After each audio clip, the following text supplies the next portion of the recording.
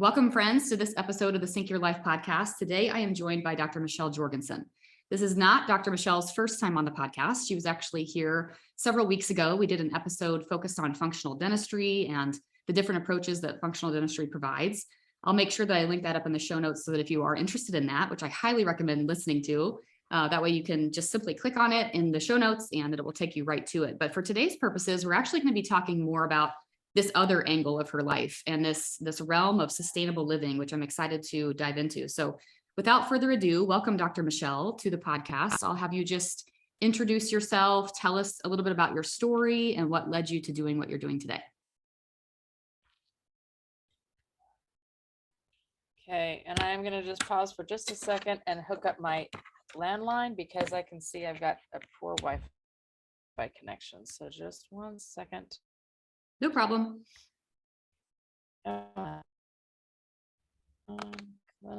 There we go. All right. I don't think it'll bump me, but just making sure as I cross over. Okay, looks fine. Looks like we're on the landline. Okay.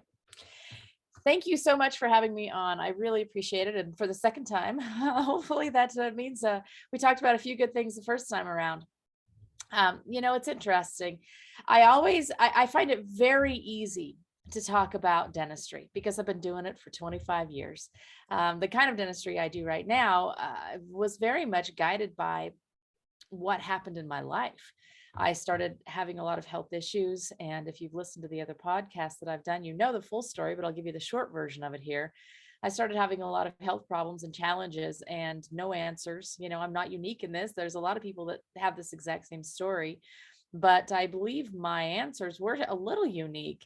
I found out that my problems came from mercury, and it was not mercury that I had in me, but it was mercury fillings that I had been drilling out for years with no protection. And I didn't know anything about this. The profession didn't know anything about this, at least not that I had heard of.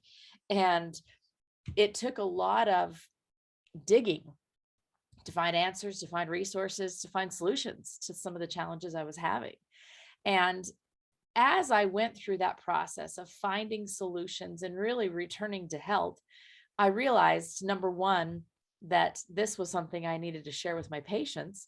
And interestingly enough, as I shared that with my patients and as I started changing the things I was doing in the practice, I really kind of found my next calling and my next place in life because I realized how much dental health has to do with overall health. And I had no idea as a dentist, as it having been in the profession for, nearly 15 years at that point, I had no idea the implication that dental health had on overall health. Well, that doesn't sit well with me that I had been in something that long and I didn't know and others didn't know and no one I talked to knew anything about it. That didn't sit well with me. And so I really worked hard to teach those that I work with from a patient standpoint, but also those that I work with in the profession as well, and teach other dentists and practitioners what we need to be aware of and our responsibility. The interesting thing about that is as I went through that process, I didn't find a lot of information or answers in mainstream dentistry for sure, or in mainstream medicine. And, that was my upbringing. My father was a dentist, or is a dentist still. He still practices, actually. My grandfather was an internist. Traditional medicine was just the way we approached everything. We never went to any kind of alternative care at all. My father made fun of it. That wasn't what we did. And so the answers that I found were outside of that. Were outside of this traditional care that I had been brought up in and steeped in and taught. All answers were found inside of, so I was going against my upbringing. I was going a little bit against everything that I've ever been taught and believed, to have to look for answers outside of traditional medicine. But what I found is that they're not that different. Everybody seems to want to set up camp and shoot arrows at each other. And what I found is that there's actually a real nice place right in the middle, where we take everything that modern medicine has provided, because there are some phenomenal advancements. I mean, the quality of life, the quantity of life, the length of life has increased exponentially in the last few hundred years, and it's due to modern advances. So I am not opposed to things that help us live better today because of modern advances. However, somehow, for some reason, we forgot all those things that our grandmothers knew and our great grandmothers knew. We don't give credibility to information that has been gathered and passed on through not only hundreds but centuries of years. There's so much information that people have learned by living, and for some reason modern medicine said all of that is wrong because of the things that we're learning now. And that's just not true. There's so much good and truth to be found in things that have been around for forever. And modern medicine now is often just clarifying why what they did worked, why what your grandmother did worked. They're finding the answers. They're able to do the research and the studies and find reasons for it. So I think that there's a beautiful place in the middle where we combine these two things. And as I really started living there in the middle, I'm probably a little closer to the grandmother side than the middle, but as we're a little closer to the middle, what I found is that it also goes that way in life, that we don't have to be one way or another. And people often think about self-sufficient living and they start to get a little scared. They're like, oh no, you're going to start, you're wearing tinfoil hats and living in bunkers in the ground. And, you're not going to a grocery store ever. And you're growing all your own food and wearing tie-dye and khaki, that's just the way I'm living. Well, that's not how you have to live. Self-sufficient living is something that brings me a lot of peace, a lot of joy, a lot of satisfaction. And it doesn't mean that I'm not a business owner and a mother, and I'm not probably one of the busiest people you'll meet on the planet. It's not exclusive. It doesn't mean you have to be all or nothing. So I was raised with grandmothers who did a lot of these things for themselves. I was raised with a mother who canned and gardened and, was a stay-at-home mom. I'm not a stay-at-home mom. I've been, a working mother the entire time I've had children. However, that doesn't mean I can't provide for them in some of these ways. So that's really where this self-sufficient living and this platform that I call Living Well with Dr. Michelle came about, because I want to find that middle place where we don't have to choose one or the other, where we can do both for the benefit of ourselves and for our families too, and for the world, honestly, our communities in the world too. So that's the story. Yeah, I love this. And I think that it rings true for my own personal story too. I tell myself often, I'm like, I think I'm somewhere in the middle between modern medicine, and I see the need for it. And I see the technology advancements, and I see the abilities we're able to do, or the capabilities we have with modern medicine. But I also find myself also saying, hey, what about these other things? What about nutraceuticals? What about, supplementation and nutrition and all these lifestyle things? And I love that you're sort of finding the middle ground for what works for you, and teaching it out into the world. So what I want to do is make sure that we sort of define for our listeners, what does, sustainable living mean to you? How would you define it for yourself? The world we're living in right now is pretty interesting and very unstable. You just shared with me that you've had another bout with some of the fun stuff that's been going on in the last little while. And as particularly at the beginning of the pandemic, I think all of our eyes were open to the fact that the world is not perhaps what we thought it was, that the stability of government, of medicine, of supply chains, just even getting food to your table is not as stable as we were led or just allowed ourselves to believe. So in that time, I know there was a lot of fear. And fear was, I believe, the biggest outcome of that pandemic. People became fearful, obviously, of a virus. They became fearful of some of the medical treatments that were there to treat the virus. They became fearful of the dialogue around the virus and how that was going to affect their social interactions and family situations. But then we also became fearful of, are we going to have food? I was surprised at the things that I couldn't find. I couldn't find butter. Who would have thought that butter was something that we would have difficulty finding? And shelves were empty and people were in a panic about what are we going to do if we can't go to the grocery store? What are we going to do if trucks stop driving to the grocery store? How are we going to provide these things for our families? And I think it really opened our eyes to the need for self-sufficiency. And that's really the tagline, or the word that I like to use, is self-sufficiency. So what does that mean? Well, to me, it means being able to provide the things that are necessary for life for my family, to become what I call independent or undependent. If we are dependent on governments and supply chains and large corporations and all of these things for life sustaining pieces, food, water, shelter, medicine, if we are dependent on them entirely for that, then we're going to be in trouble. We found that. And that leaves us in a very, very much in a place of fear. So self-sufficiency is the opposite of that. Self-sufficiency is confidence. It's security. It's knowing that no matter what the world throws at us, we have an answer, and we have an opportunity and the ability to care for our family. Because isn't that what we all want to do? At the end of the day, at the end, and things would happen during the pandemic time, and I would say, gosh, well, what if my business has to close? And it did. It closed for 6 weeks. What if my business has to close? How am I going to feed my family? And how am I going to do this? How am I going to do that? My husband would point to our backyard and say, we have enough food back there to feed the neighborhood. Why do you need money in that situation? That brings peace. And that's really, for me, what self-sufficient living is. And I've tried, and I have a whole book written about this, because I want to show you that you don't have to live on an acre of land. You don't have to live, you don't have to have a large garden. You don't have to do anything like that to be self-sufficient. You just need to know a few things and be prepared in a few ways.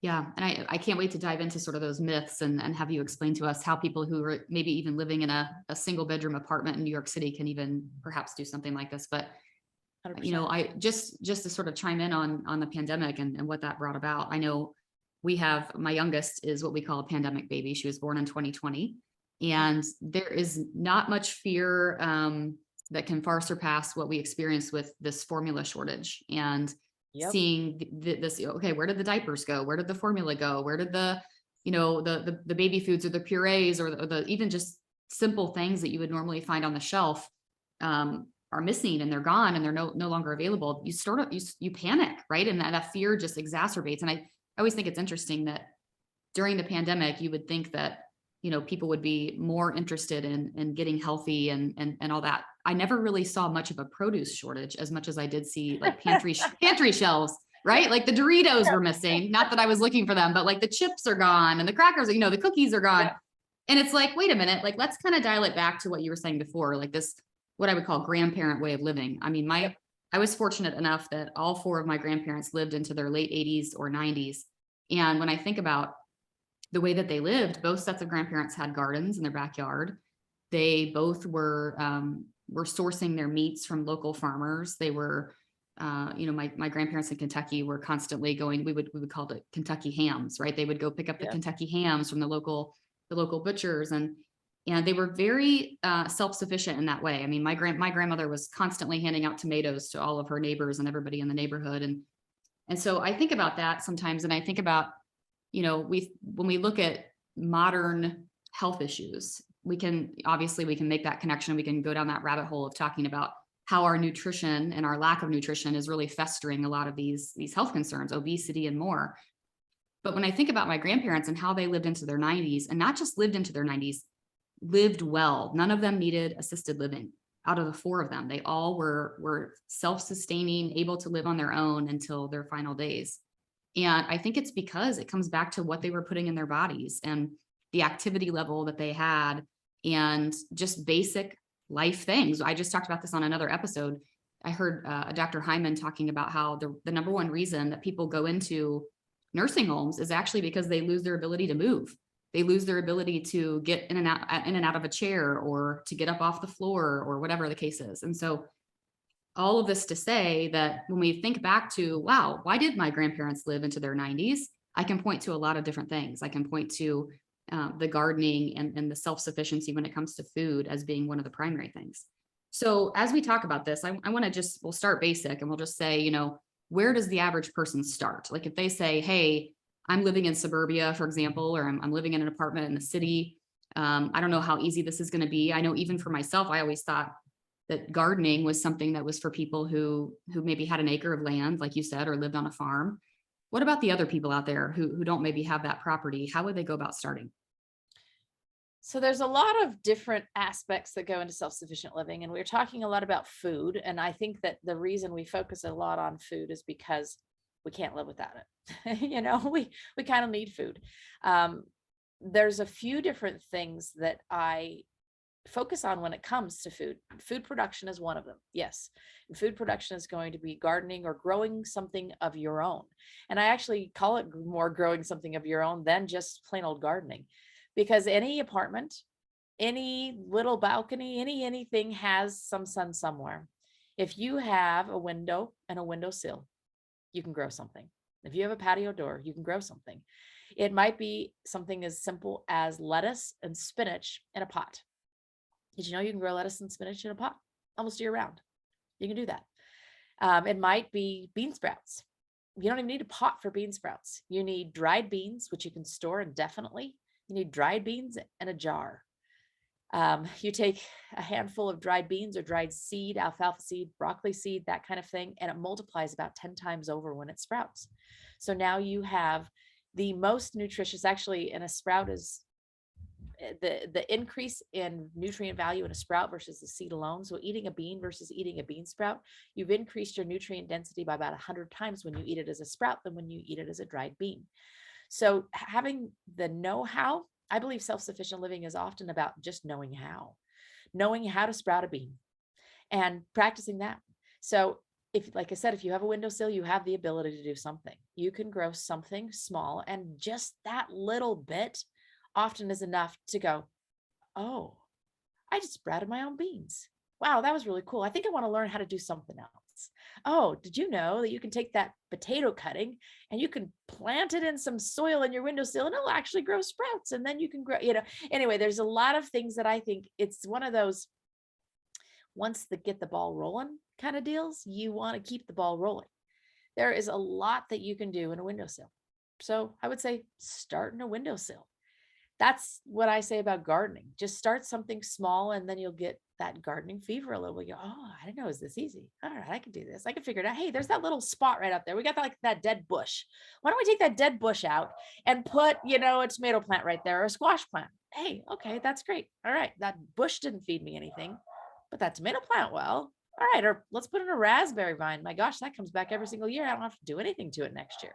Why don't we take that little plot of grass out? Nobody's using it. We hate mowing it anyway. Why don't we put a couple rows of raspberries in there? Or, you just start to think, oh, yeah, okay. Yeah, I could put that. I could put that there. I could put that there. So that's the food production. But along with that, hand in hand with that, in my book, I talk a lot about waste not, want not. You'd be shocked. When I did the research for this book, I could not believe how much food is actually wasted in our world. There is enough food wasted in the world to feed the entire world, every single person in the world, like 2 times over. So there are a lot of strategies that you can learn and implement. And I believe this is what your grandparents did too. If you think back to how they cooked, to how they, created their meals and then what they did after it, did they waste anything? Did they throw anything away? I mean, everything, even down to the bones, went to the dogs. They didn't buy dog food. The bones went to the dogs. That was the dog food, and everything was used.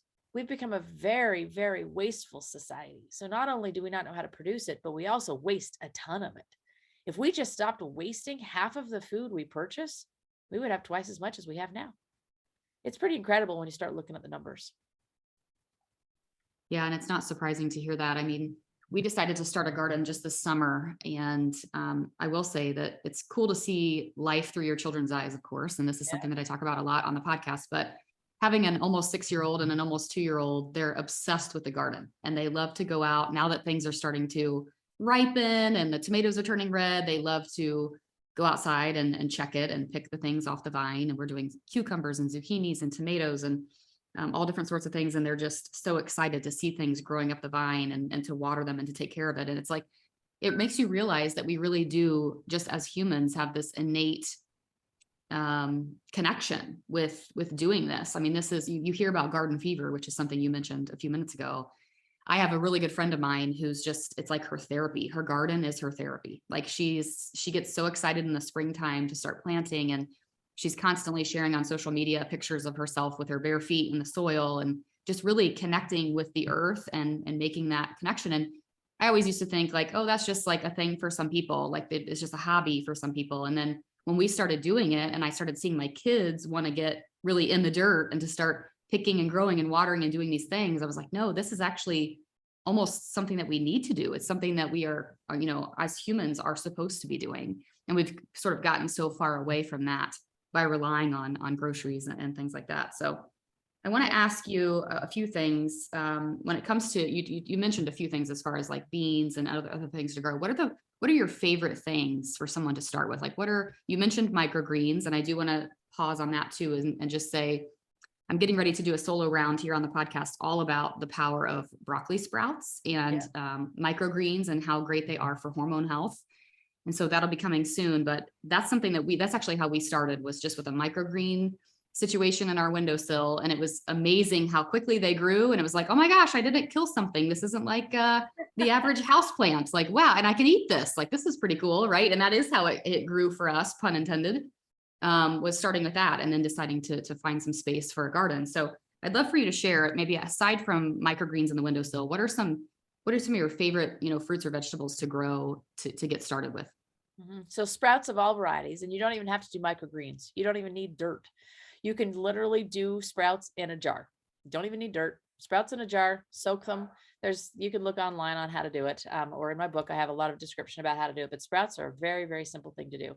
People today are tight for time. So I always like to start with things that don't require a lot of it, because if it doesn't require a lot of time and you're going to actually be able to find that joy. And I'll tell you, there's more to it than just like an emotional, oh, I'm connected with the earth, that kind of thing. It's actually more than that. It's a physiologic thing. The earth is the largest reservoir of what we call electrons. You've heard of electrons before. It's the largest reservoir of electrons in our world, in anything we are connected with. And electrons are the literal messengers that fly throughout our body that keep our body charged and keep our body going. We drain our electrons frequently just through all the things that we do on a daily basis. Well, how do we recharge? I ask people this all the time. How do you charge your phone? If your phone dies, how do you charge it? Well, you plug it in. Well, how do you plug in? Like, where do you recharge? How do you recharge? Because you expend a lot of electrons or energy all day long. We talk about that. Oh, I'm just out of energy. Well, you're out of literal electrons. So how do you recharge? You get it through food that's alive.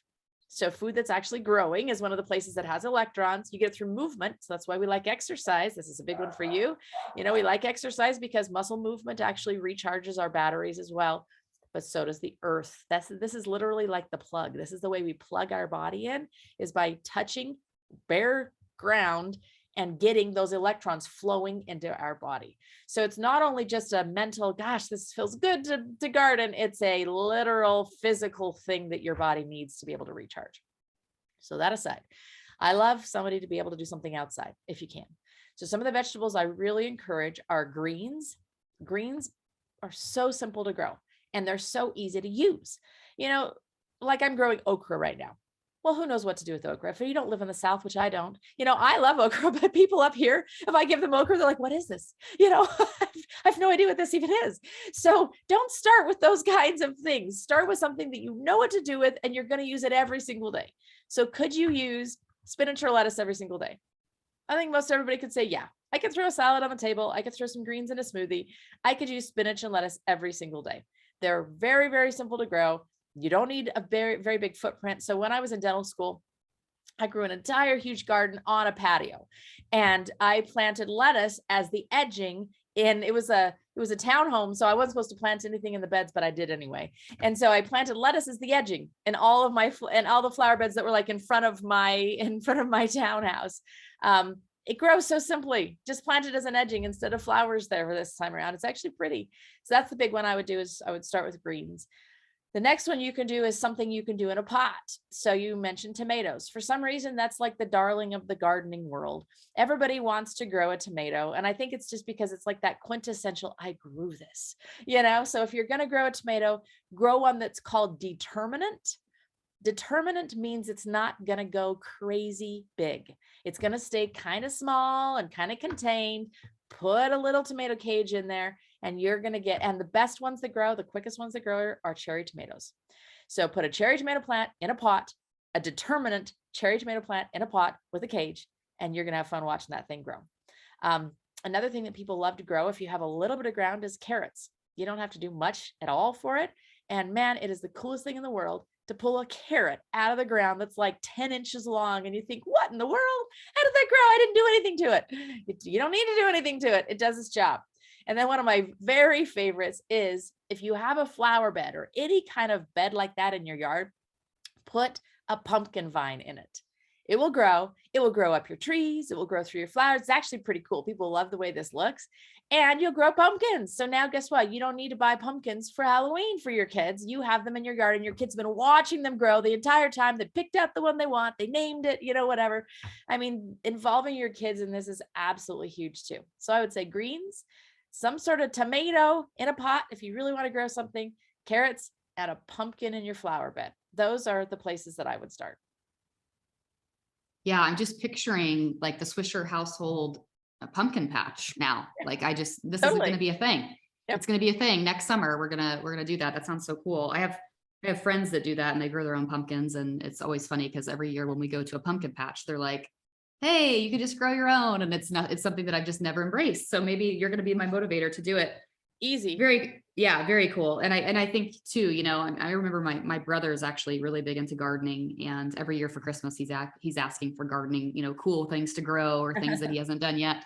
And he started out in an apartment and he did the exact same thing that you did, which was just, he had this small little balcony and his balcony was full. He had strawberries, he had carrots, he had so many different things. And of course it became an obsession. And now he does have his own house and he has a backyard with a garden, and it's not just a pastime, but it's, he's like, I never buy those things from the grocery store. Like when he's here visiting and I get a grocery delivery or whatever, he's like, I don't ever buy those things because I have it. Like, why would you do that?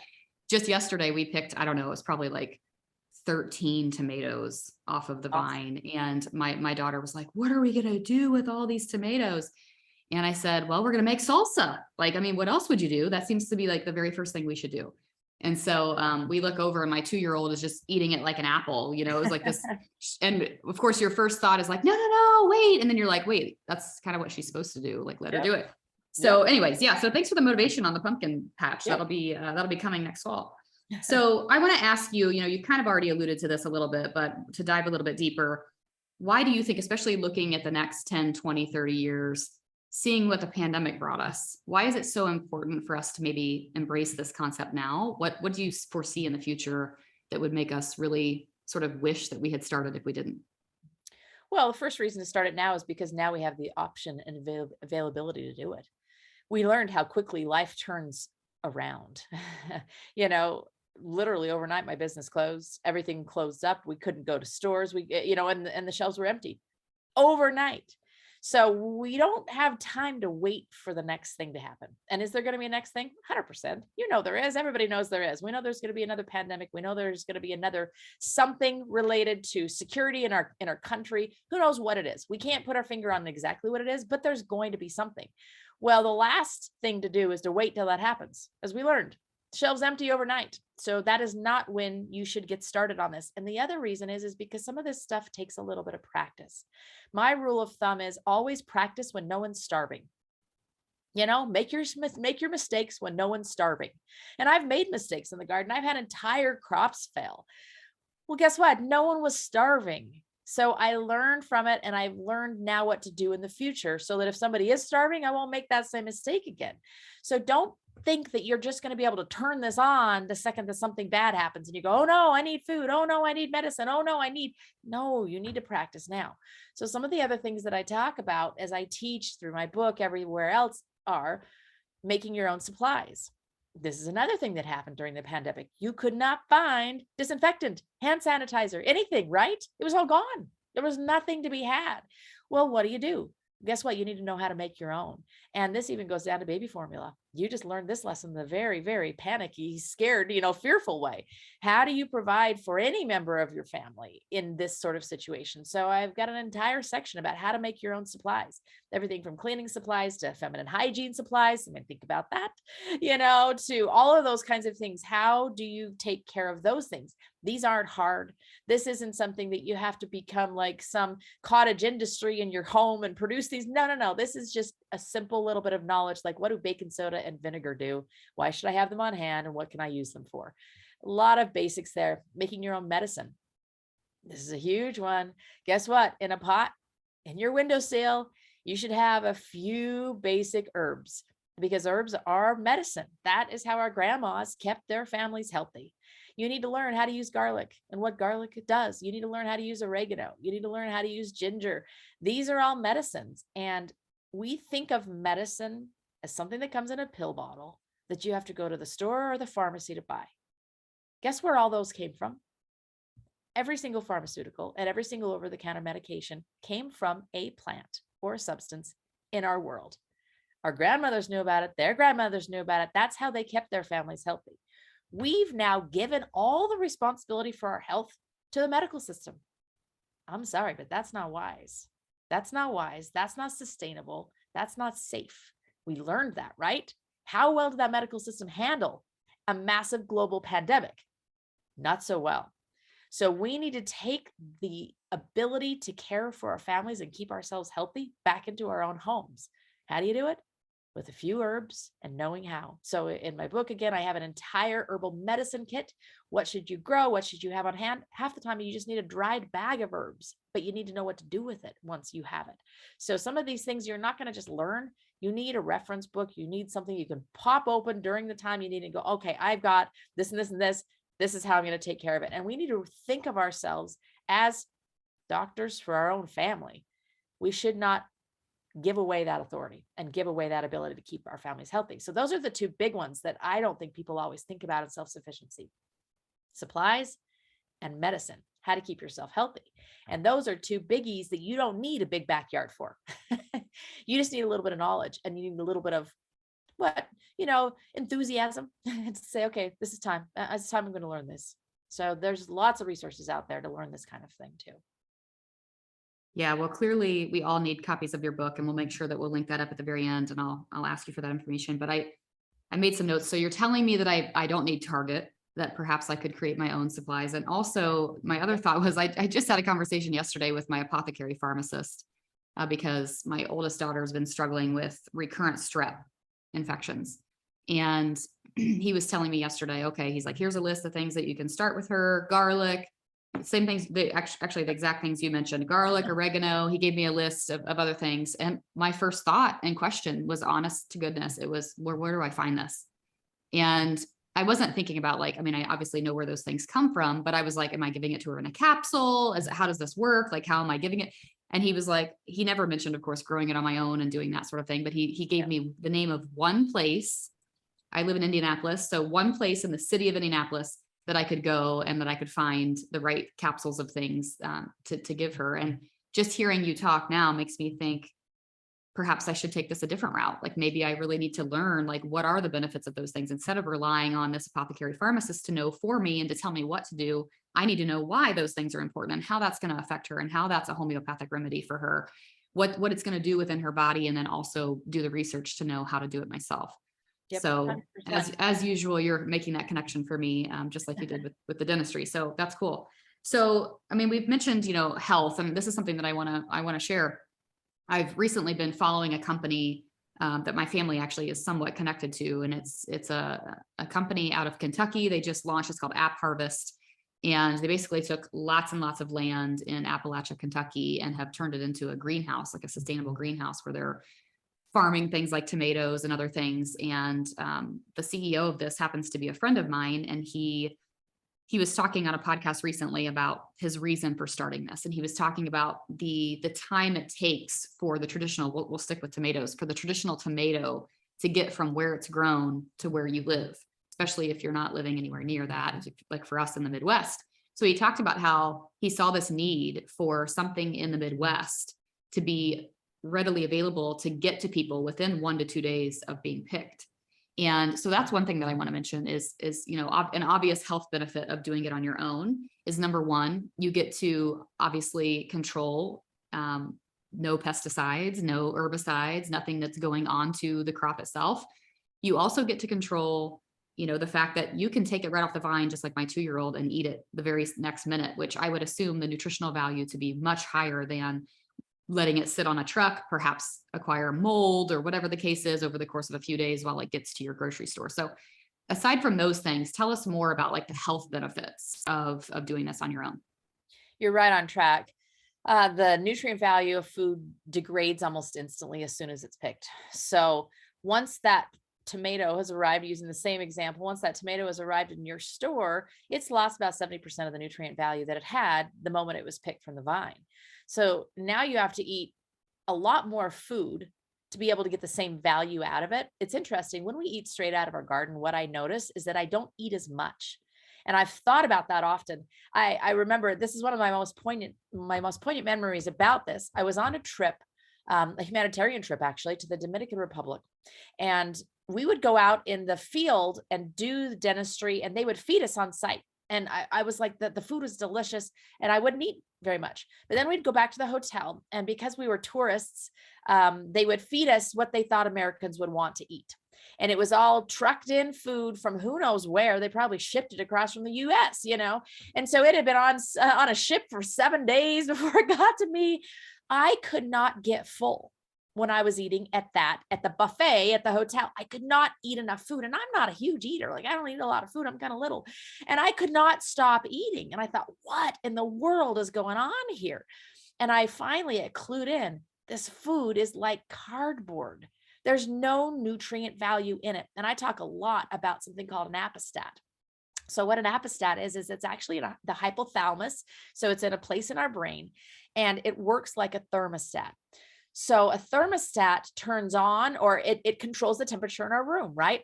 So if it's too cold, it turns the heater on. If it's too hot, it turns the air conditioner on.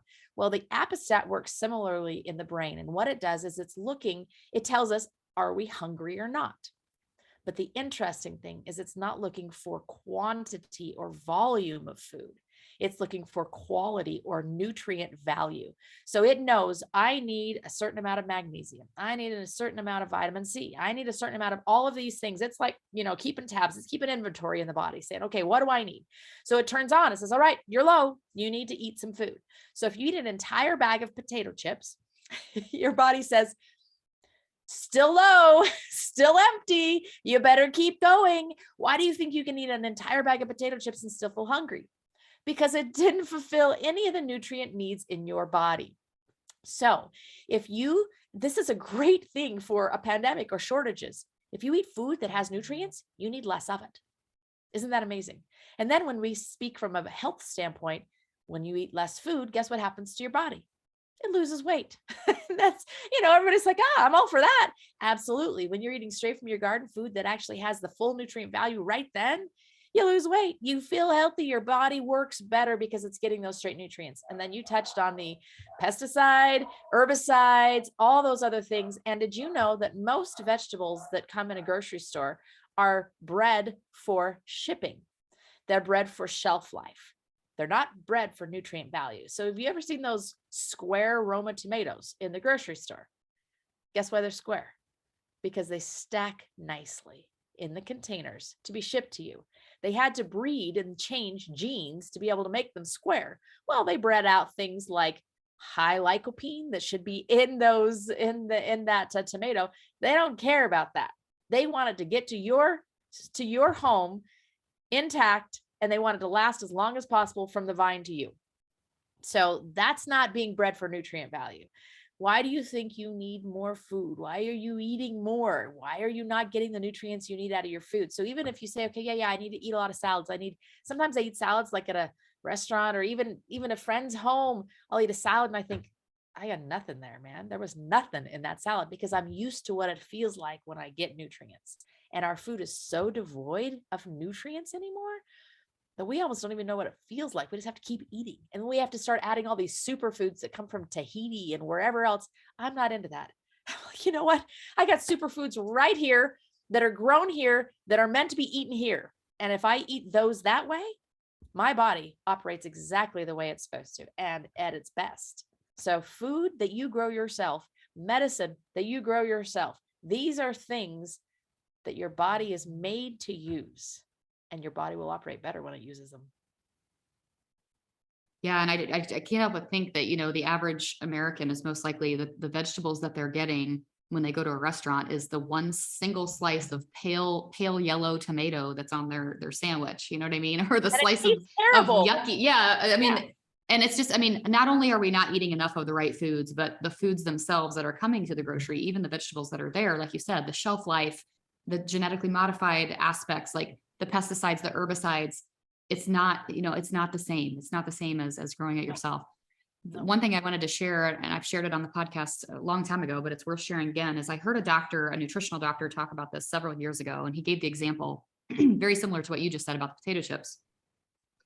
He said, two things that were important. One is, he said, if I were to give you a banana, he said, you're hungry, you're like, thanks for the banana. You eat the banana. He said, if I were to give you another banana, most likely you'd be like, I'm good. I've already had the one banana, right? Turns out nature knows just about how much you need. And then he says, if I offered you a third banana or a fourth banana, would you want it? And you're thinking, I don't know, like one's kind of my max with bananas. He said, but what about if I give you a French fry from McDonald's, right? He's like, how many French fries are you going to eat before you feel full? You're going to eat and eat and eat. They've been modified to be that way. There's no nutritional value there. And so it's just like what you were saying, your body is still sort of ringing that engine light. It's saying, hey, this isn't fuel. I need more. I need more. I need more, until you finally give it the nutrients that it needs. I love that analogy. The other thing that he said is, he asked the question to the crowd that I was in. He said, what is the number one nutrient that you need? And of course, people raised their hands and they threw out suggestions and thoughts. And he said, no one's right so far. He said, because the one nutrient that you need is the nutrient that you need. Yep. It's like the one that you need, and he pointed at each individual person.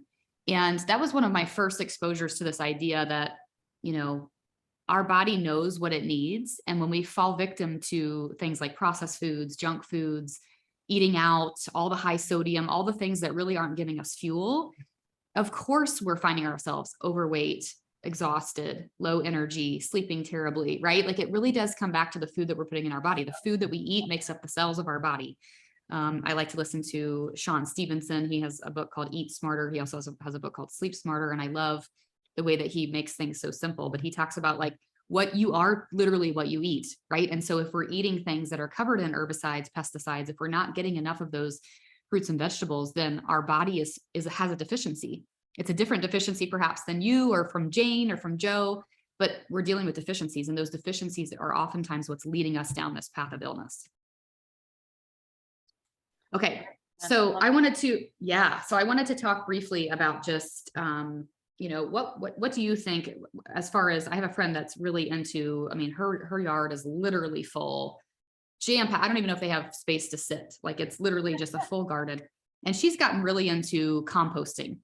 I'd love for you to touch on composting, what that would look like, and other maybe gardening things that people aren't doing right now. Maybe they have beginner gardens, but maybe they're looking to expand that into doing more. What are some steps for those people? Well, composting is one of the key components of the waste not, want not piece.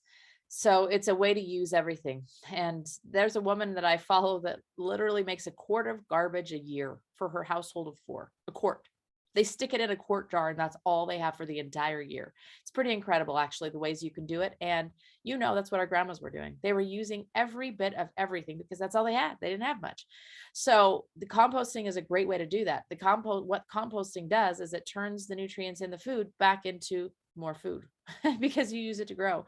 And that is the only way. People often ask, I have a huge garden. It always grows enormous. Like my cauliflowers are like people size. Everybody's like, what do you use to fertilize this? Compost. That's it. That is my only fertilizer. It's also my only pesticide. You say, what in the world? How would compost be a pesticide? Because garden plants are a lot like our bodies. The healthier they are, the more resistant to disease they are. So I use no pesticides, zero, not even the organic versions. I use nothing. I feed my plants in a way that they are able to resist pests on their own.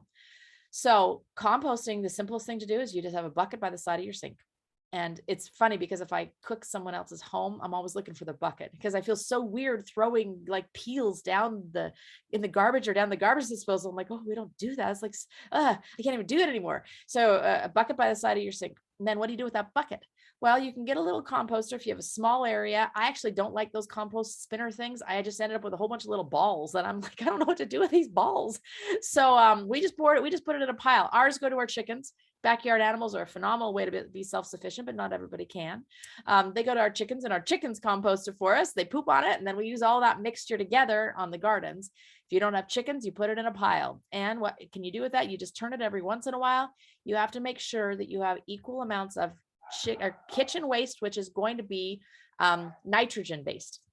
So just think of the greens. You need equal amount of greens and browns. Otherwise, you're going to get stinky. People always say, oh, compost is stinky. Only if you do it wrong. Equal amount green and brown. So kitchen waste is greens. Browns, we will keep bags of leaves from the fall, or we'll buy a thing of straw and we just keep it in a bucket. And so then we'll add some of that in as we add the kitchen waste. If you do it correctly, it will just turn into your next year's fertilizer. That's all it is. And you can keep it a little spot in the backyard. You can keep it in one of those bins if you want. If that's all the size you have, then go for that as well. But just keep your stuff because it's useful and it literally is nutrients waiting to happen for next year's garden.